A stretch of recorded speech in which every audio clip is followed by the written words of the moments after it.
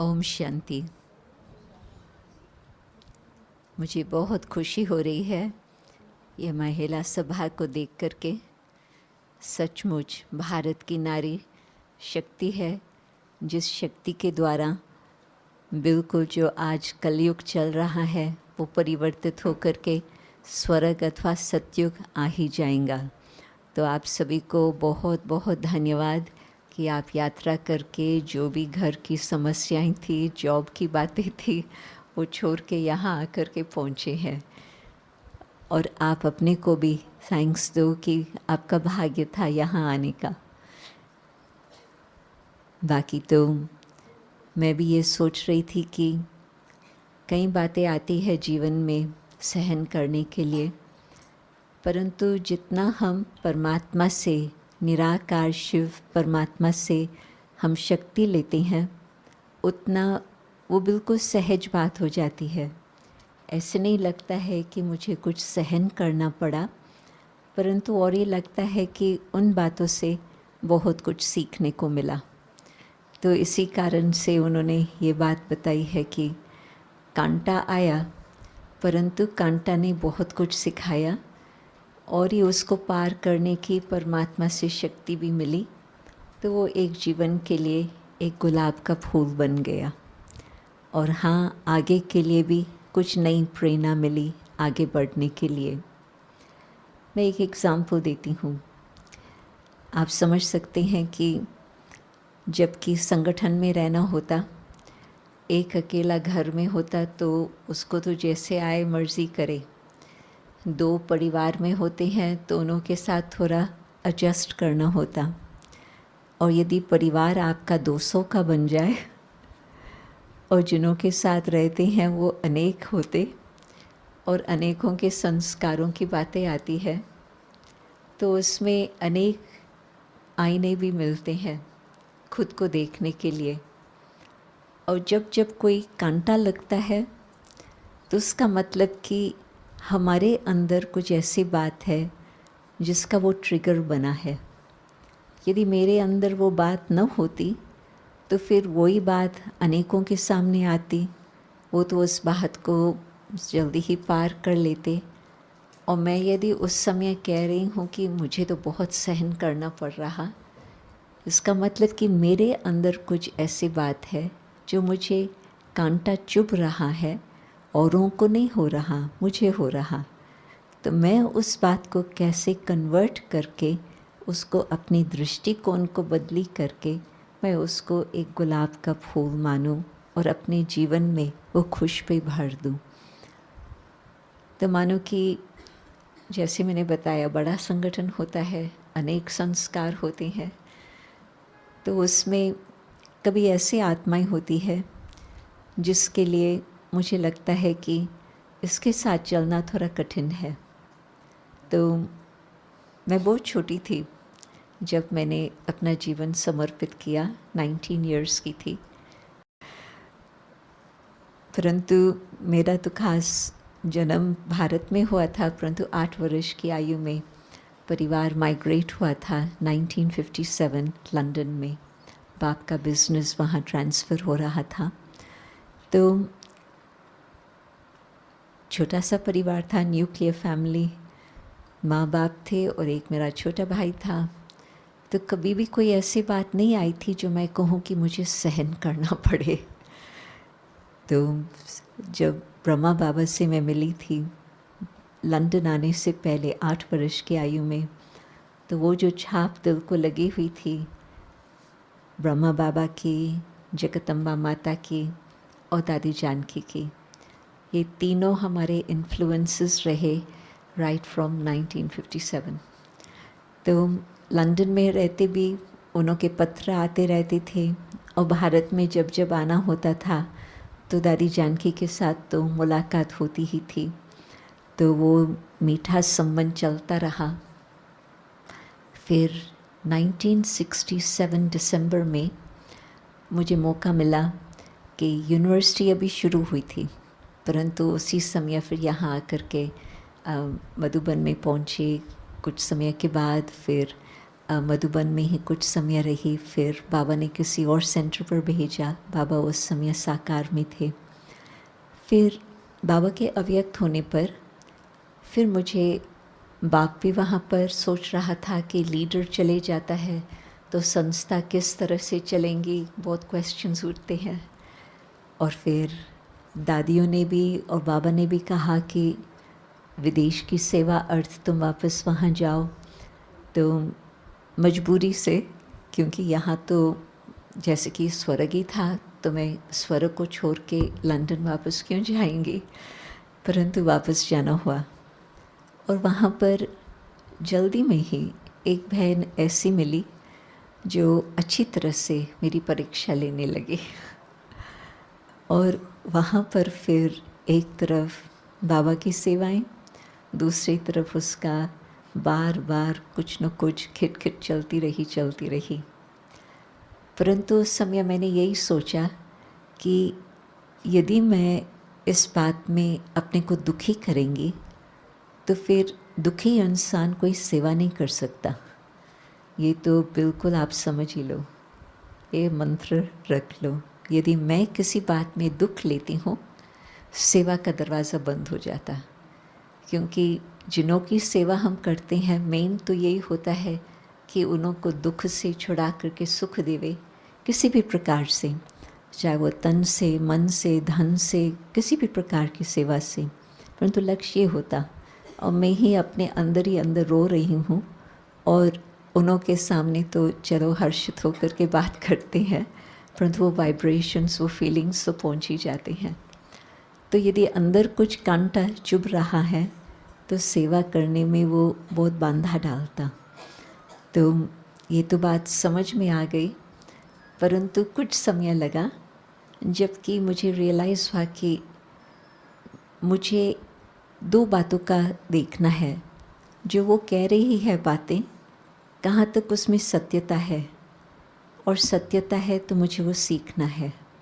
और यदि कहाँ तक उसकी कोई भी कारण से, शायद वो ईर्ष्यावश हो, चाहे वो उसकी बहुत एम्बिशन हो, तो वो मुझे उस एम्बिशन के लिए एक बाधा समझती है। कोई भी कारण हो, मुझे उसका ज़्यादा चिंतन नहीं करना है, परंतु मुझे उससे ऊपर जाना है। तो ये मैं धीरे धीरे सीख रही थी, जल्दी मैं नहीं सीखी, धीरे धीरे सीख रही थी। और फिर वो भी समय आया जबकि हम दोनों यहाँ आबू में थे, और तब तक तो सेवाएं बहुत शुरू हो गई थी। लंदन में सेंटर स्थापित हो गया था, यहाँ पर भी बहुत सारे विदेश के लोग आते रहते थे। तो उस समय मेरा भाग्य था जो मैं ट्रांसलेशन करती थी। मैं कोई प्रोफेशनल ट्रांसलेटर नहीं हूँ, परंतु दोनों भाषाओं को तब तक कुछ हिंदी भी सीखने को मिल गया था, और इंग्लिश तो वैसे अपनी नेचुरल भाषा थी। तो मैं ट्रांसलेशन करती थी खूब सारा। अपनी बड़ी दीदी, उस समय दीदी मनमोहिनी थी, तो उन्होंने एक दिन मुझे बुला कर के कहा, जयंती मैं आपसे एक रिक्वेस्ट करती हूँ, तुम मानेंगी? तो मैंने कहा दीदी आप कहेंगे तो मैं ज़रूर मानेंगी। बहुत मीठा प्यार का संबंध था, और शिक्षा प्राप्त करने का भी संबंध था। तो दीदी ने कहा कि ये जो बहन है वो कहती है कि जो तुम ट्रांसलेशन करती हो वो मुझे मौका बनना चाहिए, और मैं समझती हूँ कि आपको करना चाहिए ऐसे। क्यों? क्योंकि आपके लिए तो बहुत सारी और सेवाएं हैं, और इस बेचारी के लिए उसको और कोई राह नहीं नज़र आती है, सिर्फ ट्रांसलेशन का ही वो चाहती है। तो मैंने तुरंत ही दिल से कहा कि जी दीदी। और सचमुच वो बहन तो बहुत खुश हो गई, और कुछ समय के लिए तो थोड़ी शांति मिल गई। परंतु जो अंदर का खुद को कांटा लगा हुआ है वो फिर जल्दी जाता नहीं है, तो वो कोई ना कोई बात चलती रही। परंतु उस बात से मैं ये बात सीखी कि यदि कोई किस बात में मेरे से जेलसी करता है, कंपटीशन करता है, उसके संघर्ष में मुझे नहीं आना है। उसको दे दो। कहते हैं ना, दे दान तो छूटे ग्रान। तो कई प्रकार का दान होता है, सिर्फ धन की बात नहीं है। कभी गुणों का दान होता है, कभी अपने अहंकार का दान देना होता है, कुछ भी बात हो। तो जैसे वो मैंने बात रिलीज़ की, वो बात एक जैसे कि मेरा संस्कार बन गया। फिर आगे चल कर के वो मुझे बहुत काम आया है। किसी भी बात में कोई चाहता है कि ये मैं करूं, ठीक है आप कर लो, मेरे लिए अनेक और दरवाजे खुल जाएंगे। मैं उसको पकड़ के रखेंगी तो मेरी कोई उसमें उन्नति नहीं हो रही है, और उस आत्मा की भी तो मैं रुकावट हूँ। तो उसकी मुझे बद दुआएं नहीं चाहिए, सबसे दुआएं मिले, ये सबसे बड़ी अच्छी बात होती। तो जो फूल की बात आती है, खुशबूदार गुलाब बने, तो कोई भी बात कांटा निकल जाता दुख देने का, उससे हम अपनी स्थिति को और ऊंचा बना लेते हैं, तो सहज हो जाता। और फिर आगे के लिए न्यू आइडियाज़, अनेक प्रकार के बड्स नज़र आते रहते हैं और वो खुलते जाते हैं।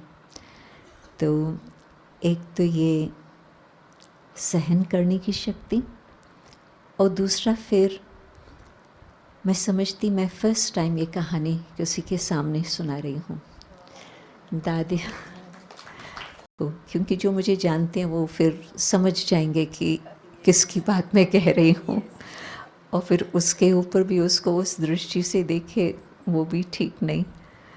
तो मैंने उस बात को समा के रखा। दीदी जानती थी, मैं जानती थी, और उसको ये भी नहीं मालूम कि दीदी ने खास आकर के मुझे ये बात कही। It's fine. तो ये जो समाने की बात है, कभी कभी हम सोचते हैं कि सत्यता को हमको प्रूव करना है। नहीं, सत्यता जो बात है वो अपने आप ही प्रूव समय अनुसार हो ही जाती है। मैं उस समय कहूँ मैंने ये किया, नॉट नेसेसरी। समा लो तो फिर पानी आगे बहता जाएगा। आप उस बात में अटक जाओ तो फिर पानी बहेगा नहीं, परंतु उछल मारेगा फिर खुद को ही कुछ नुकसान हो जाएगा। तो ओपनिंग रिमार्क्स में ये छोटी सी कहानी सुनाई। बाकी तो अभी आपकी भी सुनने के लिए मैं यहाँ आई हूँ।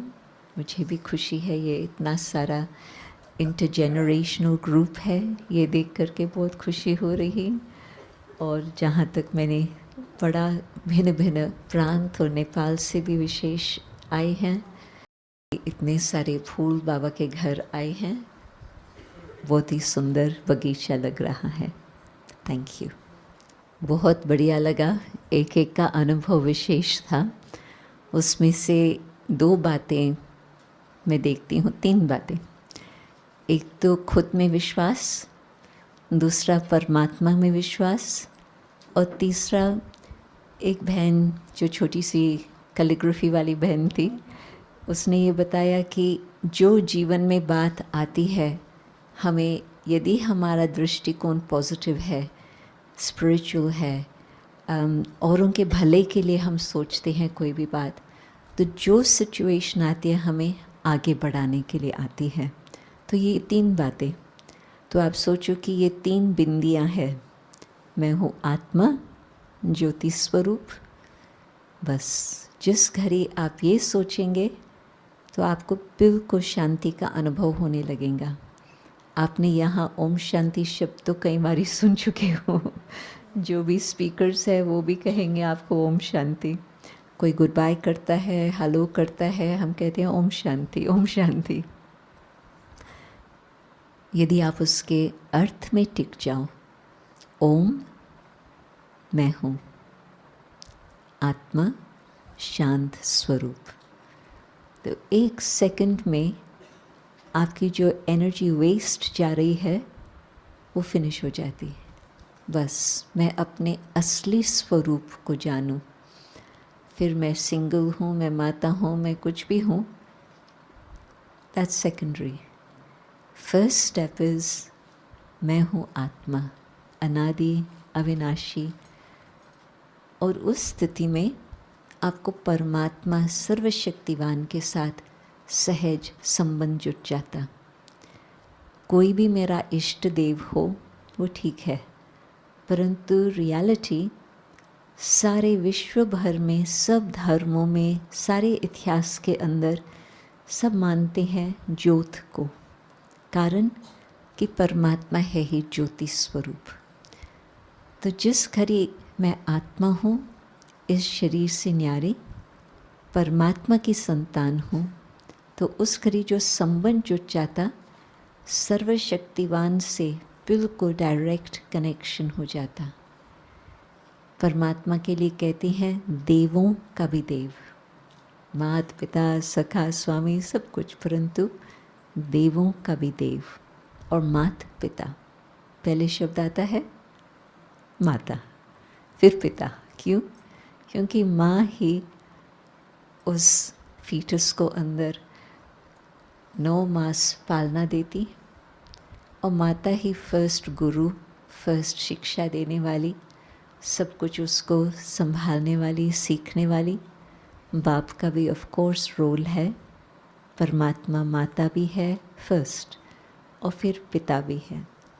परंतु सर्वशक्तिवान के साथ जो हमारा संबंध जुट जाता, उनसे जो डायरेक्ट कनेक्शन होता, नथिंग इन बिटवीन, ये देही भी नहीं।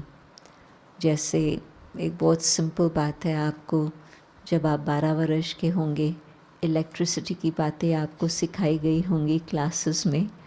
उस समय आपसे छोटा सा एक्सपेरिमेंट कराया होगा कि जो इलेक्ट्रिकल वायर है, यदि उसके पास इंसुलेशन लगा हुआ है और आप उसको जोड़ने चाहेंगे, क्या होगा? नथिंग, कुछ भी नहीं चलेगा। आप उसको संभाल के रबर केसिंग को उतारेंगे तो वो जो वायर का कनेक्शन जुट जाता है, उससे फिर वो करंट फ्लो होती है। तो जब तक मैं इस देह के बंधन में हूँ, मुझे परमात्मा के साथ वो कनेक्शन नहीं जुटता। और जिस घड़ी मैंने इस वायर को, केसिंग को छोड़ दिया, अपने देह के भूल करके देही आत्म स्मृति में आ गई, पावर हाउस के साथ कनेक्शन होता। और रियली जो पावर उस समय हमें अनुभव होती, औरों के ऊपर पावर की बात नहीं है, ये शिव द्वारा शक्ति जो मिलती, वो हमारे जीवन में काम आने वाली बात है। अपने लिए वो शक्ति है, नेगेटिविटी को फिनिश करना और पॉजिटिविटी की तरफ जाना। क्रिएटिविटी भी इमर्ज होती। हर प्रकार से जो हमारी समस्याएं आती है जीवन में, जो कांटे आते हैं, उससे हम पार हो सकते हैं। और तीसरी बात, ये जो सृष्टि चक्कर में ये खेल चल रहा है, आप जानते हैं शेक्सपियर ने भी कहा, ये एक प्ले चल रहा है। The world is a stage, we are all actors on the stage. तो यदि हम इस तीसरी बात को भी स्वीकार करते हैं कि हाँ, सचमुच ये खेल यहाँ चल रहा है, परंतु डायरेक्टर, सुप्रीम डायरेक्टर वो है।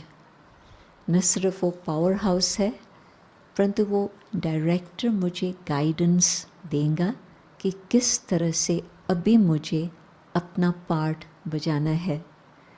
आपने भी, बहन ने बड़ी अच्छी बात कही कि मदर भी है, फ्रेंड भी है, सिस्टर भी है, वाइफ भी है, और जॉब करने में जो कुछ भी पोजीशन है वो भी है, और ऑन टॉप ऑफ दैट एक सेलिब्रिटी भी है। ये सब बातों का कैसे मैनेज करें, उसकी गाइडेंस होंगी, तो हम ड्रामा के अंदर अपना बहुत सुंदर ढंग से अपना पार्ट बजा सकेंगे।